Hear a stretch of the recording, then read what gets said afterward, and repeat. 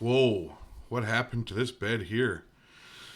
Let's find out why it happened, how to present it, and let's get it fixed. Stay tuned.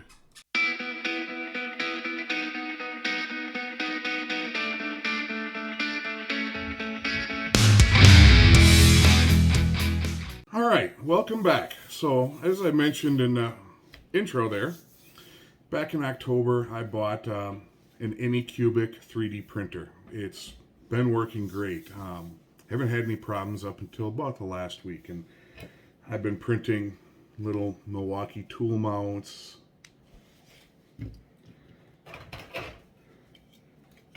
Milwaukee battery mounts, and just a bunch of different stuff for mounting pixels, and no problems at all until the other day. I was making 8 of these for a guy locally, and got it all printed. Went to take it off, wouldn't come off. Gave it a little bit of extra pressure. When it came off, it took part of the Ultrabase with it. So today we're going to get that repaired up, replaced actually. And at the end, I'll go through some of my things that I've learned and tips and tricks that Anycubic sent me. We go over to the computer, I'll show you exactly which one I have. So we come to Anycubic's website. And this is the one I got. The i3 Mega S. I wasn't fortunate enough to only be able to pay $159 for it. I think I paid the $239 for it, but I got a kilogram of PLA with it too.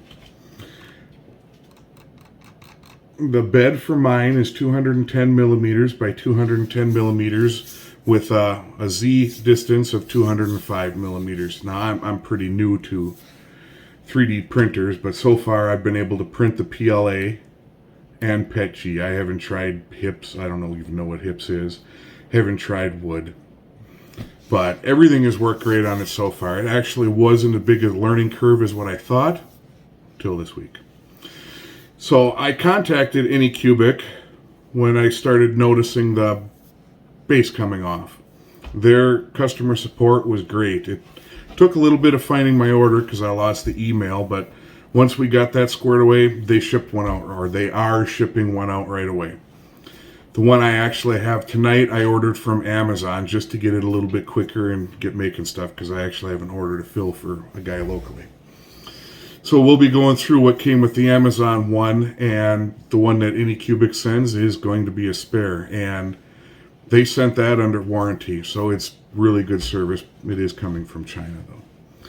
So stay tuned. Let's get into the box, see what's in there. All right, so let's get into the box here. I actually goofed and opened it already, or opened the bag already. So we see right away it is nicely packaged. And again, this is from Amazon. We have our instructions. We have our leveling paper.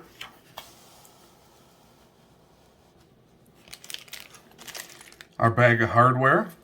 We'll go over this in a minute.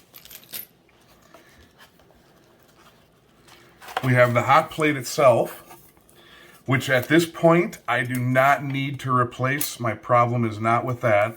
So we're just going to put this into storage along with the hot plate that Anycubic is probably going to be sending for future issues. Hopefully I don't have to make a video on that I never have issues, but we will see.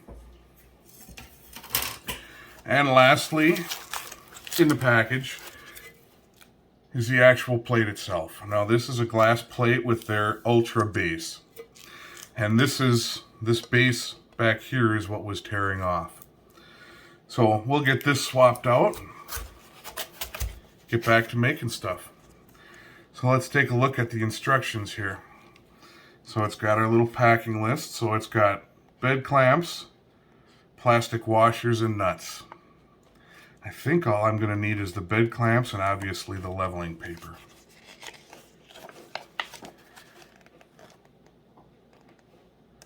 So yeah, here's the area that we gotta, this looks like a pretty easy fix. we really aren't going to have to worry about opening up the controller or anything, as I'm not replacing that heated bed.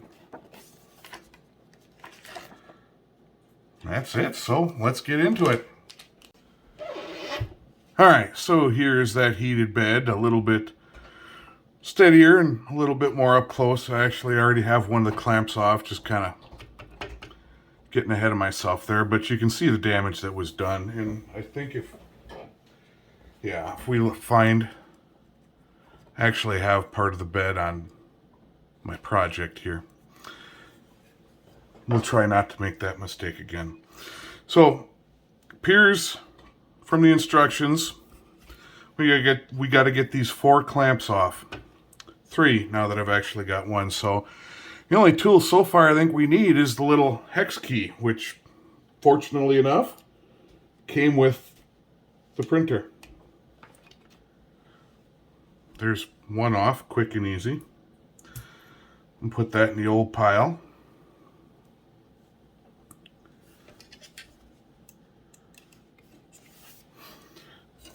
Do some turning here. This is not the normal location I work on things. Usually I do that on a bench out in my garage. But that's a work in progress. That's actually what I spent all day working on until now. Number 3. I'm messing up my mouse pad here. And the last one.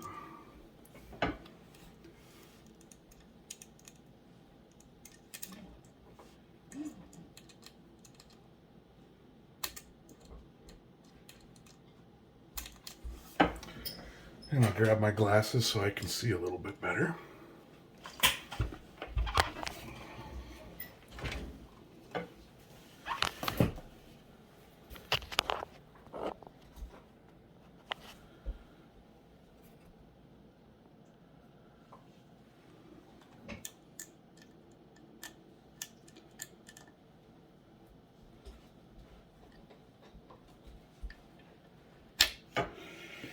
And that's number 4. The bed actually raises up rather easily. We'll look a little bit closer at this afterwards. And we'll set on a new one.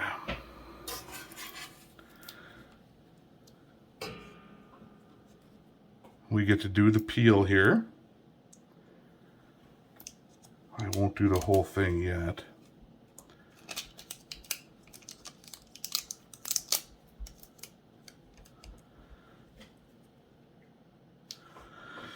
We'll actually use their new clamps.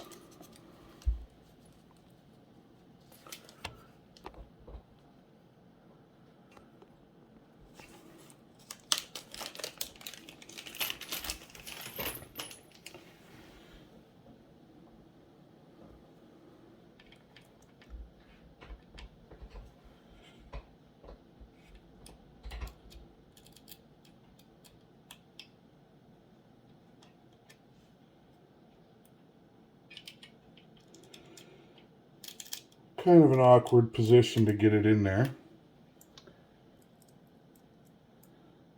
Let's see how much we can get started off. Back it out a little bit. And if I'm making this way harder than it's supposed to be, leave a comment.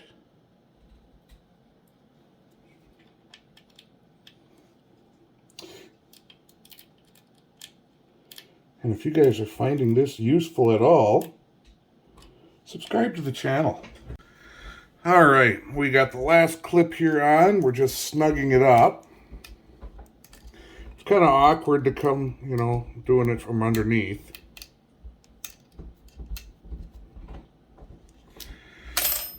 I want to make sure it's nice and snug because that's going to affect the leveling of the board. And now we can do the peel. I know a lot of people really like this. I usually don't peel things off, but if this is a case, it's got to be done.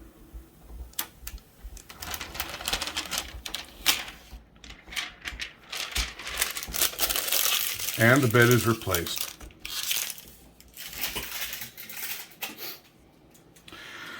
All right, let's take a closer look at the other bed and then go through some of the stuff that Anycubic sent that I've learned. So one thing I noticed with this bed, even before these spots pulled off, is it started making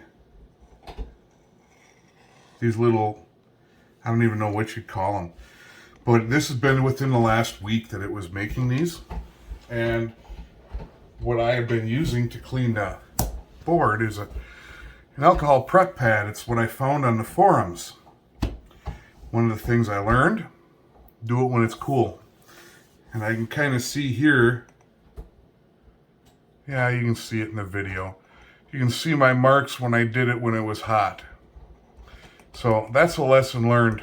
Do it when it's cool. Another big lesson I learned, and the reason this happened, is the plate was still hot when I went to take it off. Supposed to wait until the plate is cooled to room temperature and then the stuff just slides off.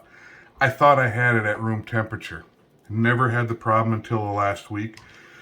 Maybe it's combined with that and the way I was cleaning it. Who knows?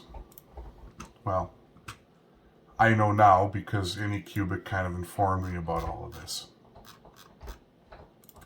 So some of the things I learned from Anycubic is, back to the point I just made, don't take the print model off the Ultrabase bed right away after the project is finished. Let the bed cool down till it's fairly close to the indoor temperature, and then the prints will just pop off. They actually even send a scraper, which is pretty decent, to take stuff off, but apparently you don't need it if you do it properly. Clean the Ultrabase with a PE cleaner applied gently on a cold base. I think that's one of my problems, is I cleaned it once on a warmer base.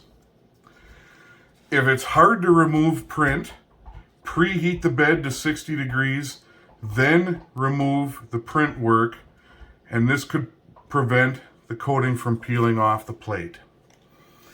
I think I had it just at a point where it was almost cooled down.